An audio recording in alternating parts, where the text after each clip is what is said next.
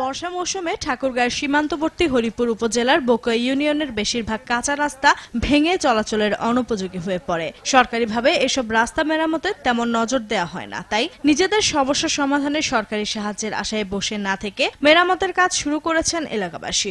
ওই স্কুলের 6 পাঁচ আছে, রাস্তা খারাপ হয়েছে, ওই প্রত্যেক শুক্রবারে রাস্তা আমরা ঠিক করছি। আমাদের এই রাস্তা দিয়ে রোগী যাতায়াত থেকে শুরু করে সব রকম গাড়ি চলাচল খুব অসম্ভব হয়ে দাঁড়ায়। আমরা ছেলে দিয়ে এখানে নিজে সহযোগিতা করছি আর কি। পানি টানি হলে রাস্তাঘাট কাটকুদ হয়ে যায়, এই জন্য আমরা শুক্রবার করে হোক যতটুকু সময় পাই ততটুকু আমরা সময় মতন কাজ করি। এলাকার উন্নয়নে কাঁচা রাস্তা মেরামত সহ গাছ লাগানোর পরিকল্পনার কথাও জানান সংশ্লিষ্টরা। 30 কিলোর ঊর্ধ্ব আমরা হাতে নিব, আমরা 6 মাসের মধ্যে 30 কিলোর কাজ সম্পন্ন করব।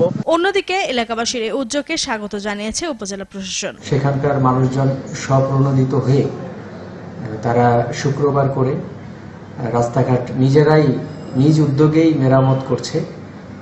এই উদ্যোগটাকেও আমি স্বাগত জানাই। তবে এ বিষয়ে সরকারের সহায়তা কামনা করছেন স্থানীয় লোকজন।